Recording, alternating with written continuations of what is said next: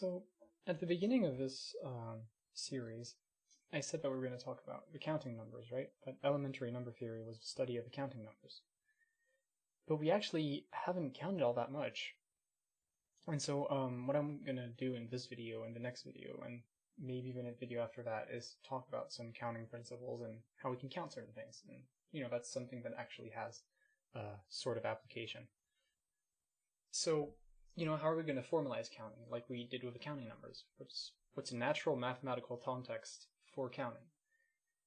And so, it turns out quite naturally that it's actually sets, just like sets are a natural way to talk about, collections of numbers, and that's how we introduced the counting numbers. Well, for counting, we're also going to want to talk about sets. And specifically, when I'm referring to counting, I'm referring to counting things that are a little more abstract to count, so I don't just want to have a collection of objects in front of me and count them. I want to count some collection of objects that I understand via a property. So for example, what are all the different types of objects that fulfill a property P? So all license plates of size 6 or whatever. And so we define a set that fulfills that property, where each element fulfills that property. And so if we know how to count the amount of elements in the set without looking directly at it, well, then we'll know exactly how to count the number of objects that fulfill that property. And so the question becomes of how do we talk about the size of a set? And so that's what we're going to try to formalize in this video. And we'll do more actual counting applications in the next one. So for the size of sets, it seems pretty easy at first. We just, count the number of elements in the set. So if I have a set 1, 0, 5, well, you don't really even have to wait for it. The size of this is free. It's 1, 0, 5. I've counted 3 numbers. So the size of a set is free. But it becomes harder, once again, just like I said in the previous slide, if I take the set of all license plates of size 6. I can't just look at the first license plate, then the second, then the third. Even if you could, if it's a huge number, then it just becomes too tedious. So yeah, it's not that easy when we define sets that have properties. So instead, we're going to need to compare our set to a set with a known size. And we know the size of sets of the natural numbers, of subsets of the natural numbers that start with 0. I know what the first 15 natural numbers are. There's 15 of them, because that's, how I defined it by the size of the set already. So if I can compare a set to a set with a known size, so I can establish some sort of equivalence between these sets that preserve size, then I'll be able to find the size of our set. And so, how are we going to talk about those equivalences? And so that's a fundamental idea behind cardinality, or size of a set. And so we won't get into the real specifics of cardinality and cardinal numbers, because it's a little more subtle. And we haven't really established anything about axioms of set theory and what we're working with, so we're just not going to look at that. So let's start with the pigeonhole principle, which is really intuitive, and sometimes I wonder why it's even stated. But if n pigeons cohabit a nest with m pigeonholes, right, and n is bigger than m, then there must be at least one pigeonhole with more than one pigeon in it. So it's pretty easy, right? If I have this grid here represents my pigeonholes, so I've got 9 pigeonholes, but I've got 10 pigeons. I'm gonna have a pigeon here, pigeon there, here, here, here, here, here, here. So that's 9 pigeons. But, where does the last one go? He's got to go into one of those boxes, and it's already got a pigeon in it. So that's all this statement is saying, is that there's at least going to be one of those nests which is going to have 2 pigeons in it. And so more generally, I can talk about if I want to arrange n objects into m positions, and n is bigger than m, then there's got to be one position that has more than one object arranged into it. So mapped to. So yeah, it's strikingly intuitive, and it's what we're going to use to compare sets. And you can technically prove a statement with a basic inductive argument, but we're not going to do that. I think it's clear enough. So moving from pigeons to sets, we want to arrange the elements of a set into the elements of another set B, so that we can use the pigeonhole principle. So if one of the elements of B is arranged into multiple times, and every other element is arranged into at least once, then we've got exactly the case of a pigeonhole principle, which I talked about. And so we've got to have that the size of A, that's what those bars mean, cardinality of A, or the size of A, is bigger than the size of B. Because we've arranged into every element of B at least once, And then there's some element of B, or maybe there's multiple, that gets arranged to multiple times. Similarly, if each element in B is arranged into exactly once, then we've got to have that the size of A is equal to the size of B. Now that wasn't stated in the pigeonhole principle, but it's an easy corollary that we can get from that. And finally, if no element in B is arranged into more than once, so every element in B that gets arranged to is only arranged to once, and there's some elements in B that aren't arranged into, then we've got to have that the size of A is smaller than the size of B. And technically we don't even need this statement because we could just arrange the other way around to show that the size of A, well, the size of B is bigger than the size of A by using the first statement. And so how do we make this formal? Well, we're talking about arrangements, so we might want to talk about functions, because arrangements are really just mappings. And we're going to have to talk functions in the context of sets. We can't just use the high school way we think about it of fx equals x squared and all that. So first, we're going to have to talk about tuples and relations. So the first important concept is the Cartesian product. And so the Cartesian product is an operation that we have on sets, and I can do it on n sets, so a1, a2, all the way up to an.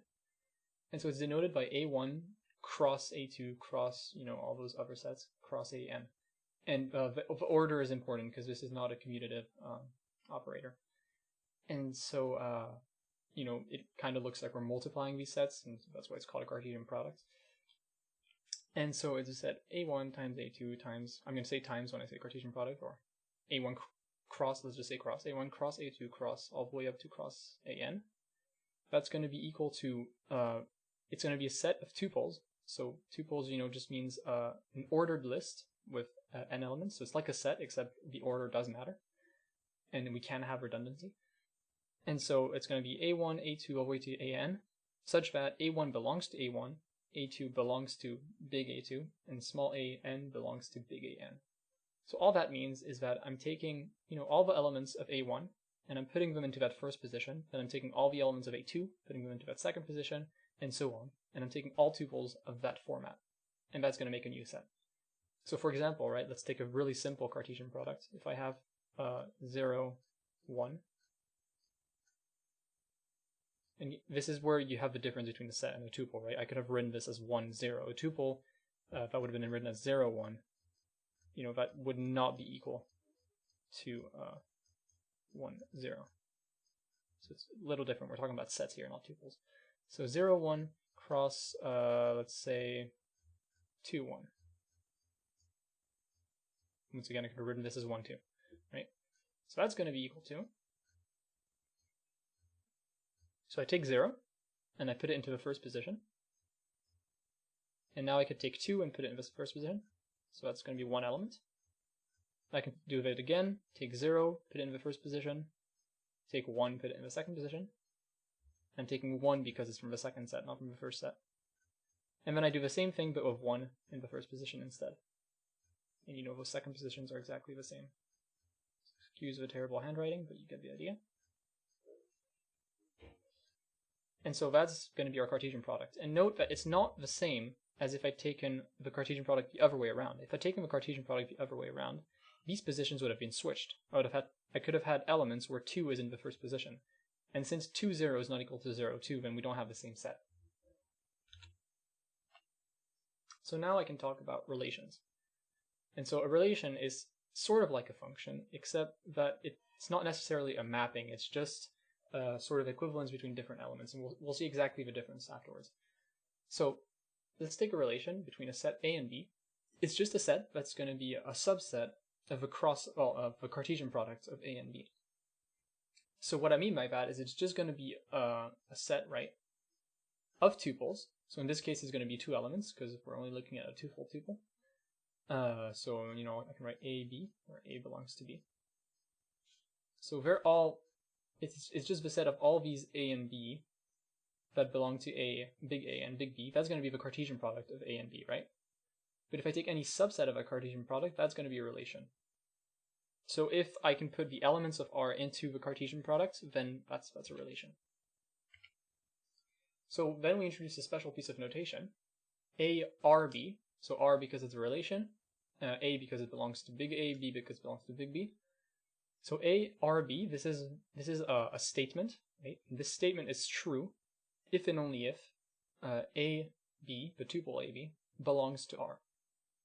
So just if it's part of a relation, then A, R, B. It's just another way of writing this statement here. It's just notation for this statement to make it shorter. So a side note on relations is we can have a relation between a set A and itself, right? I can talk about the Cartesian product of A and A. That is a set. So I can talk about a relation between A and itself. And so these relations are special because they can have special properties. We can say that it's reflexive if and only if x are x for all x that belongs to A. So for any x that belongs to A, the tuple xx will belong to R. Let me put an arrow so show this is what it's saying, right? Then we say that it's symmetric if and only if x r y, so x r y means that x y belongs to R, will imply that y x belongs to R. So let me just rewrite that. So x y belongs to R must imply that yx belongs to R. And so in fact, I've written this as a one-way implication, but it's actually an equivalence, right? Because if xy belonging to R implies that yx belongs to R, and we have this for all xy belongs to A, then we also have that yx belongs to R implies that xy belongs to R. So this is an equivalence relation. I could have made this a double arrow. And then finally, we say that it's transitive if x, r, y, and, so this little cap here, this little upside down V means and, so statement and. So x, r, y, and y, r, z must imply that x, r, z. So if I have x and y belongs to R, and I have y and z, well, yz belongs to R. So in this specific order, right, this is once again the non-commutativity of tuples. Well, then that must imply that x, z belongs to R. And this time it's not a double-sided arrow, right? It's not an equivalence. You know, x can be related to z, but that doesn't necessarily mean that x is related to some y and y is related to some z, to the same z. So, you know, it might look a little abstract like this, but if I give you an example of an equivalence relation, it'll actually feel a lot more natural. If I tell you that equality is an equivalence relation, and, you know, of course I have to define on what set it is, and it's actually on any set, I can say, let's say equality on the set of natural numbers, right? Well, I know that for any natural number n is equal to n, right? I mean, that's really obvious. So it's reflexive. This relation is reflexive because n, you know, I've written n equals n, but if I let equality be a set, right? This representing a set, then I can use this notation here. So this is the symbol of, is representing the set, just like it's the set R. If I said that equality instead, we used the symbol big R for it, and I could have written nRn. And so now maybe that notation makes a little more sense. You can kind of think of it as a relational operator. Now, if I have that n is equal to m, that's exactly the same as saying that m equals n, right? So I'm just assuming, of course, that you know how equality works. And so obviously that makes equality symmetric. And then finally, if I say n is equal to m, and m is equal to k,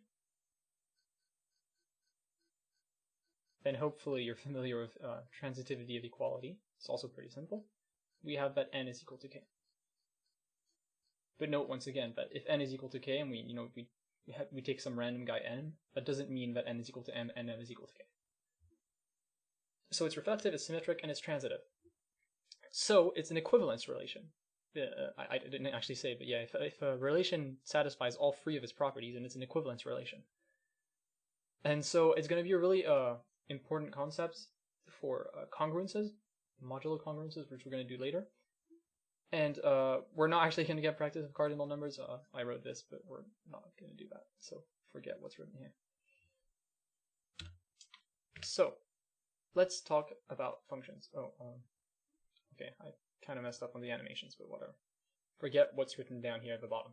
So a function, let me just cross it out for now. poor preparation. So a function f from a to b is a relation between a and b. So, I can write f as a big R. But it's a special relation because it has some restrictions on it. Namely, it's got restrictions that there only exists one y that belongs to b, such that x fy for any x that belongs to a. So that means I can't have x, I'll write x fy because f is a relation, right? So I can still write it like this way. So I can't have x fy and x fz and have that y is not equal to z. That's not allowed. You can have that with relations, so you can have a sort of one-to-many mapping, that's how some people say it, but you can't have that with functions. So functions can be many-to-one, but they can't be one-to-many. That's exactly what's special about functions. And so we call A the domain of f, so this first thing here. So f actually has some kind of direction to it, and I guess, well, yeah, relations also have some direction to it, but relations are easily reversible in some sense. Functions are not necessarily reversible because they have that special restrictions that they can't be one-to-many. Because relations don't have any restrictions on them, we can easily invert them. But functions, since they can't be one-to-many, imagine if they're many-to-one, then I can't easily revert it because whatever reverse function is going to be one-to-many. So that is not a function anymore, it's just a relation. So A is called the domain of f, and B is called the codomain of f. We want to distinguish between those two sets. And then we have a final set called the range of f, which we define as all elements in B such that there exists in A such that x are y. And I wrote R, I meant f here. So all this means is that it's a subset of a codomain, and namely it's all the elements that get mapped to. Because I can have some elements in B, right, that don't get mapped to. That's allowed. That's nowhere said in the restrictions that every element in B must get mapped to. But we want to sometimes consider the set of just the elements that get mapped to. And so, that makes sense when you think of the high school concept of, say, fx equals x squared. The codomain is the real numbers, but because it's a real function, but the range is only the positive real numbers, including 0. And so now we actually want to think about classes of functions, so different types of functions, and then we can finally get to the last piece of our counting. So again, applying even more restrictions on functions. So an injection is a special type of function, f, from a to b, once again, such that f of alpha equals f of beta implies that alpha equals beta. So that's called a one-to-one function. So what that means, right, is if I have two elements in B that get mapped to, well, if I have one element in B that is equal to the mapping of A, of alpha, and the mapping of beta, then that must imply that alpha equals beta. And that's not necessarily, a restriction of normal functions, because what this is really saying is that the function is one-to-one. So that means that for any element in A, any element in B, there's only one equivalent element in A that, mapped to it. Because if there was another one, then it would imply that alpha is equal to beta. That's the restriction we have here. And this statement here, it's equivalent to a contrapositive statement, which says that alpha is not equal to beta must imply that f of alpha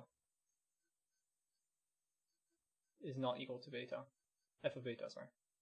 So this is just, that just has to do with logical statements in general. If P implies Q, that's equivalent to saying that not Q implies not P. And maybe you're familiar with that or not. That's just a contrapositive statement. And so sometimes when we want to prove that a function is an injection, it's easier to consider this. But anyways, so you just consider, two elements, A and B.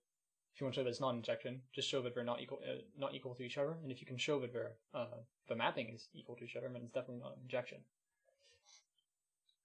So that's why it's called a one-to-one function. Then we have a surjection. And remember, last time I said that not every element in B needs to get mapped to.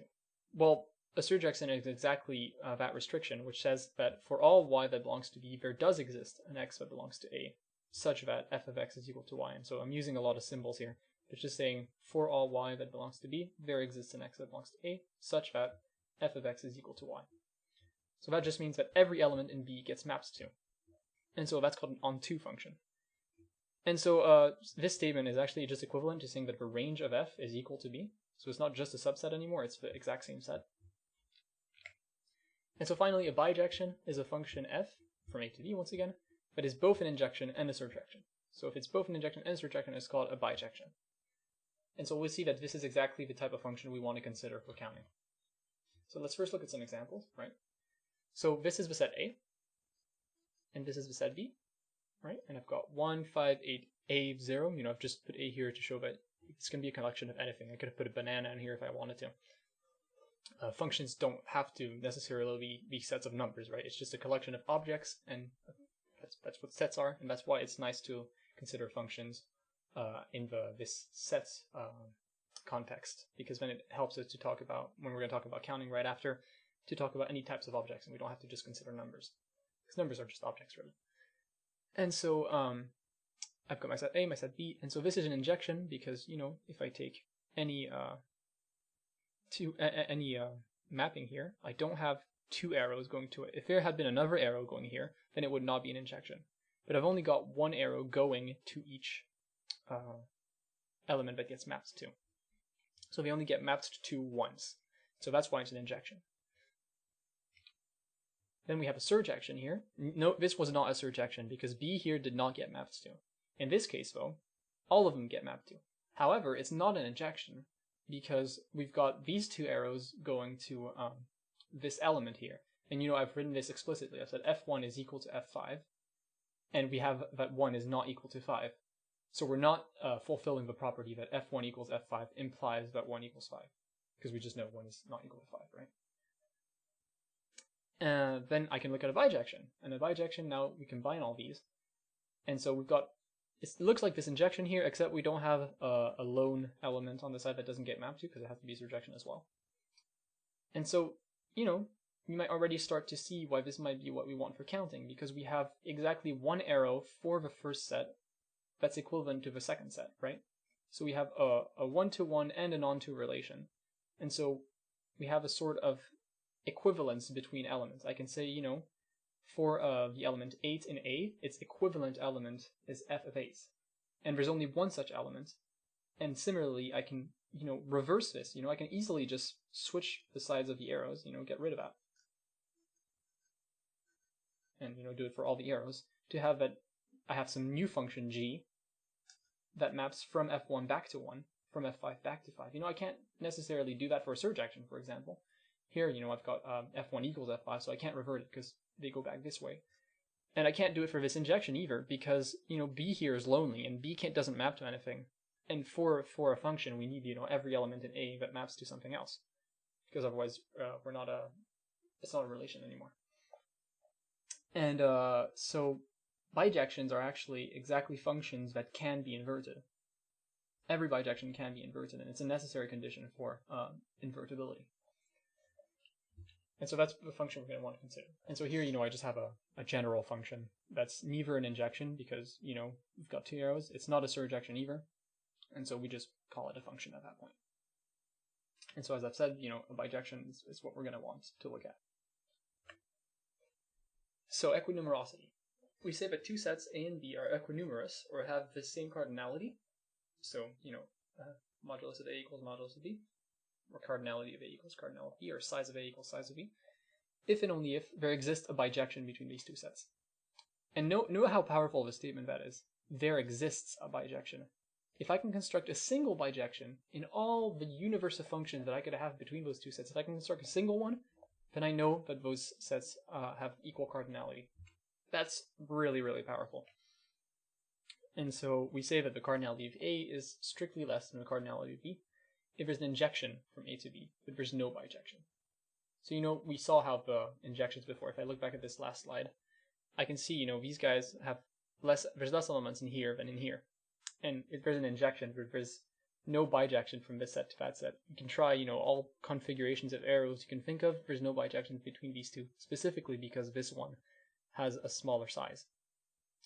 And in fact, when there's a bijection between the sets, it's an if and only if statement, as I said. So you can already look straight away if you know the size of a set. A quick way to know if there is an injection, if there is a bijection between them, is to just check if their sizes are equal. And if their sizes aren't equal, then there's definitely not a bijection between them. If their sizes are equal, then there does exist a bijection.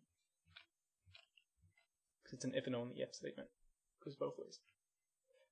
So we're only going to focus on finite sets. And because, if we look back, but let me just make a little tangent here. If we look back at how we talked about natural numbers, we were very formal in terms of what exactly it meant to be a number, or to be a natural number. Here we haven't really said anything about what it means to be the size of a set. We've just said things about what it means to have equal size or to have, smaller size. But, size doesn't necessarily have to be a natural number. In a formal context, you'd want to talk about cardinal numbers, and you'd see that actually there's a way to assign a sort of concept of size to infinite sets, which you can't do if you only talk about natural numbers, because they're all, only, if you think about it intuitively, they only have to do with finite set sizes. But it's, as I said before, it's more you have to talk about more nuances when you want to introduce cardinal numbers formally, and specifically we want to be more familiar with the axioms of set theory, and myself as well. I'm also doing this because it wouldn't be fair to talk about cardinal numbers when I personally don't fully understand the axioms of different axioms of sets of axioms of set theory, and I'd probably only talk about it very poorly. So we're only going to focus on finite sets here, and say that cardinality is well defined for these and can be found by counting the number of elements. Okay, so it's not very rigorous, but it's what we're going to do. And so if we can construct a bijection between the set and the set of the first n natural numbers, as I said at the beginning of the video, we will know that the cardinality of that set is n.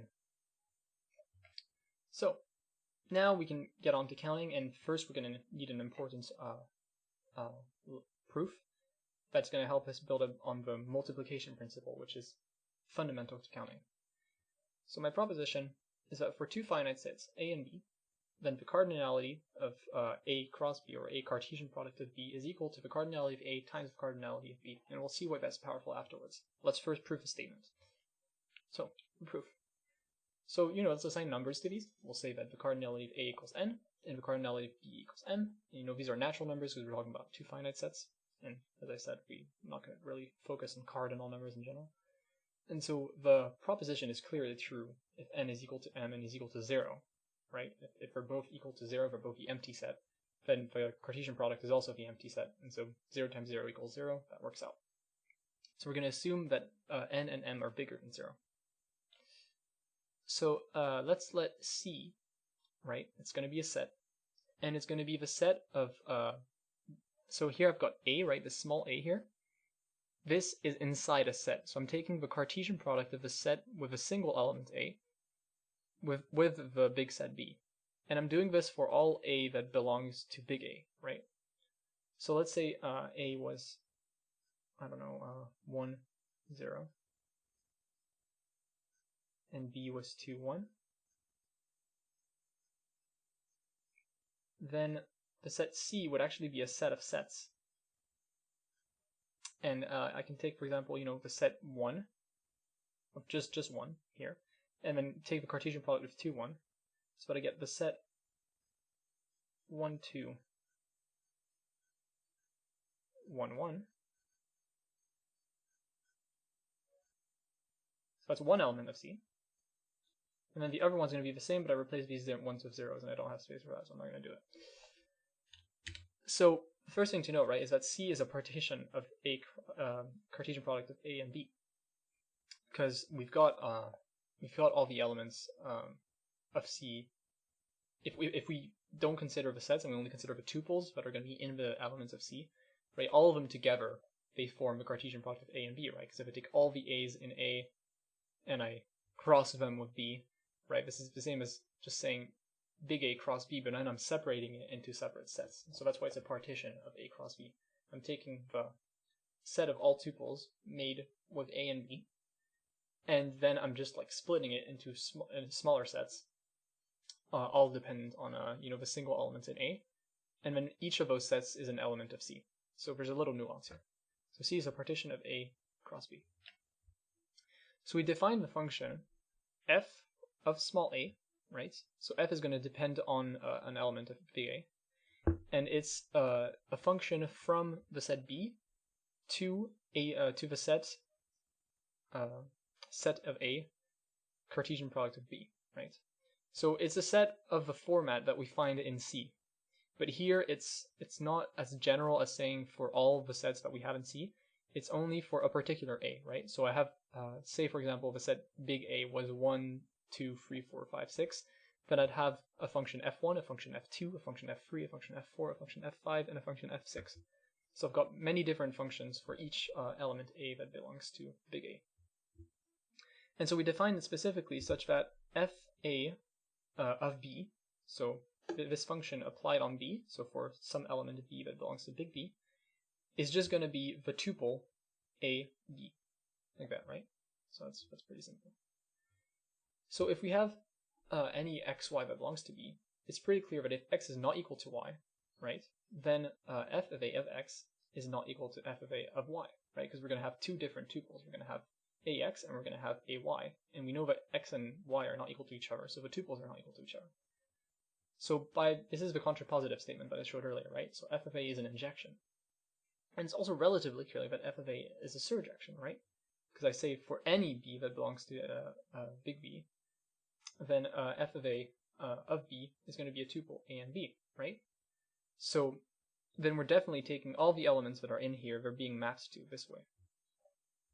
Because really the only difference between sets in here, since A is fixed, is just going to be which element of B we're considering in the cross product. And here I'm saying for any B that belongs to B.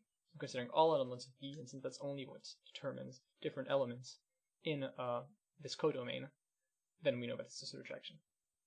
So f of A is a bijection. And so what do we know? If it's a bijection, that means that the cardinality of the set with, of one element A, Cartesian product of big B, is just the same as the cardinality of B, because I know that there exists a bijection between big B and that codomain here. So they must have equal cardinality. And we know that the cardinality of big B is M, as we've defined here. So we've been able to show that. And so that means that every element in C, right, that each of them have a cardinality of M. So now we want to figure out what the cardinality of C is.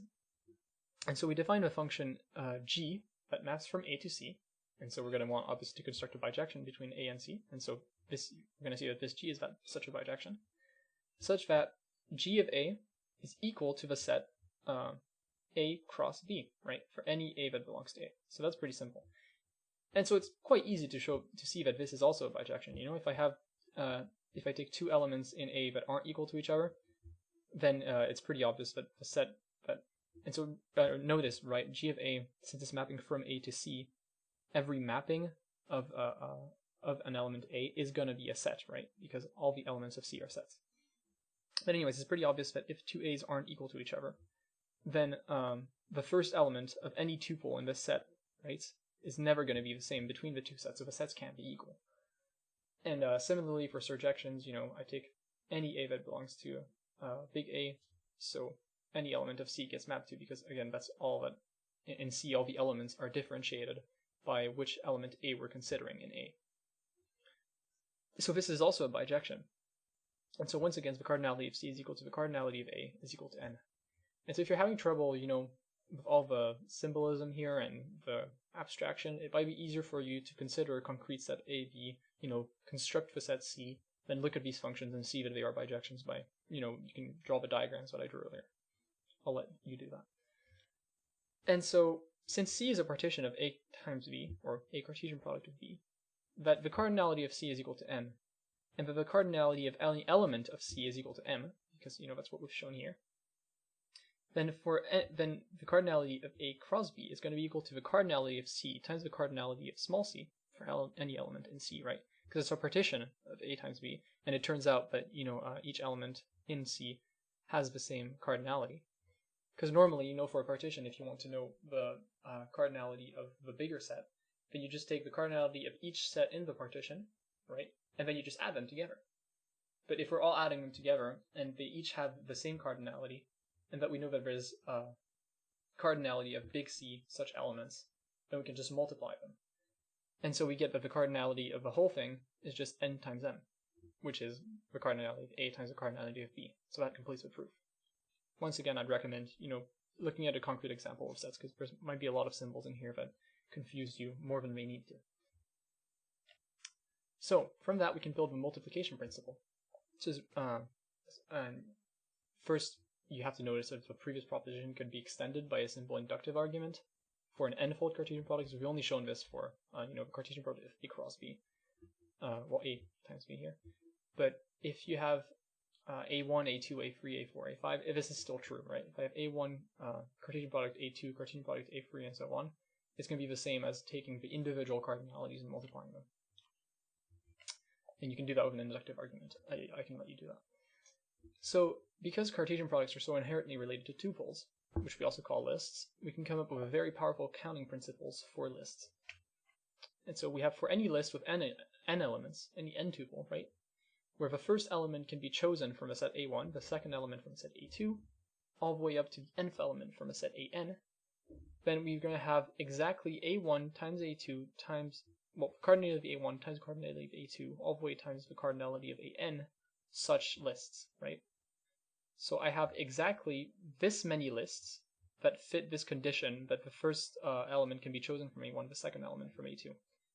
And so why is that true? Because, well, all I'm asking, right, if I want to say how many lists of such format are there, well, I just have to consider the Cartesian product of a set A1, set A2, set A3, because that's exactly the definition, right, of the elements in the Cartesian product are exactly of the format that the first element is in the set A1, the second element in the set A2, and the nth element in the set AN. And so if I look at the cardinality of the Cartesian products, then I'll have exactly the amount of lists that we have. And by what we just proved, we know that that cardinality is the same as the cardinality of A1 times the cardinality of A2, and so on. So that's a multiplication principle. And as I said, it's just a restatement of what we just proved, of the cardinality of Cartesian products.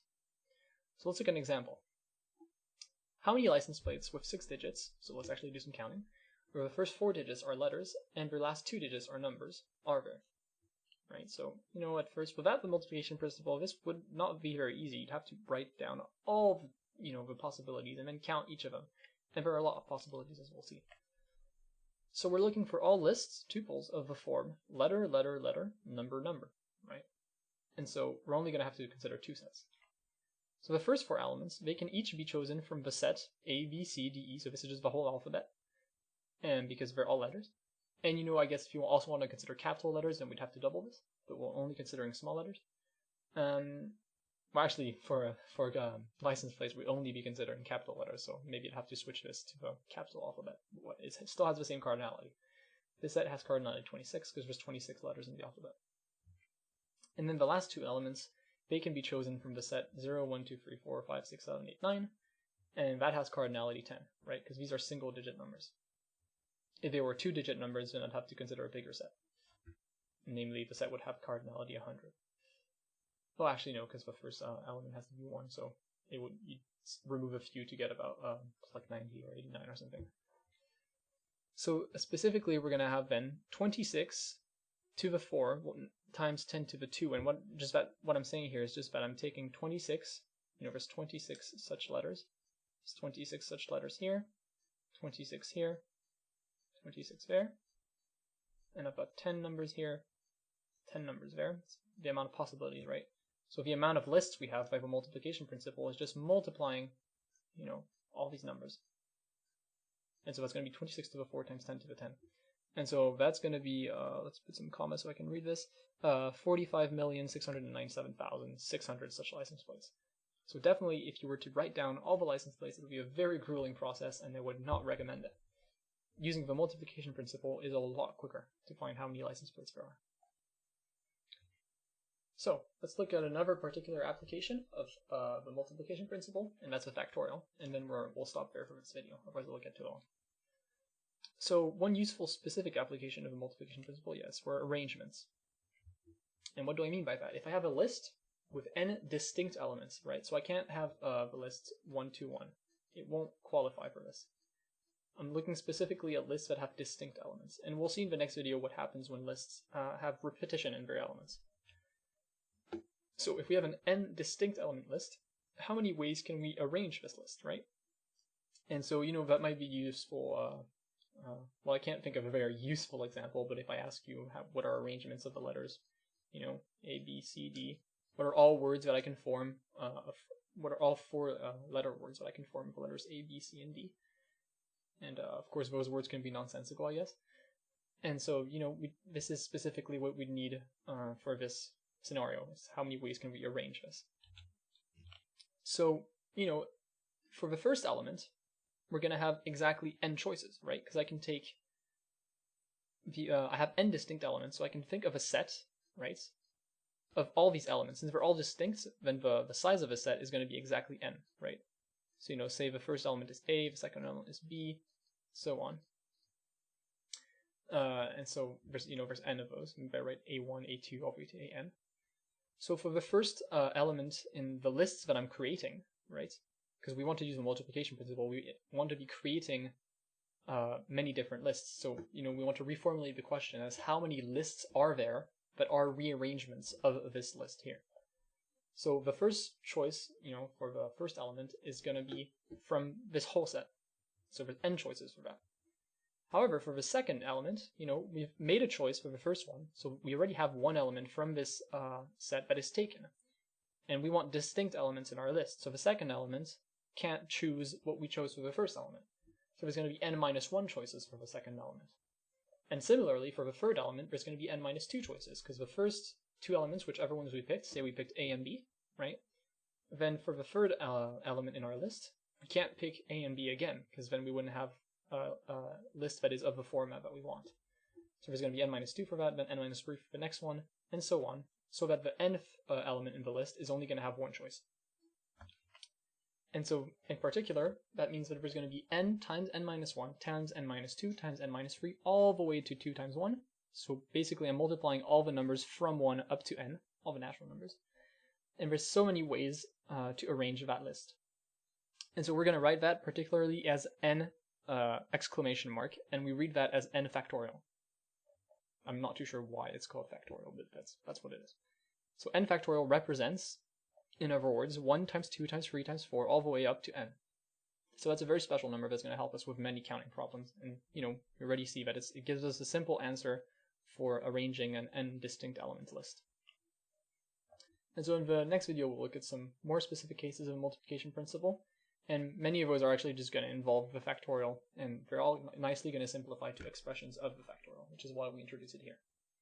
And then we'll see about, what, I don't know if we'll do that in the next video or the video after, but we'll see some nice number theoretic properties of specifically one application of the multiplication principle that gives us the binomial coefficient. And that has some nice number theoretic properties that we're going to look at.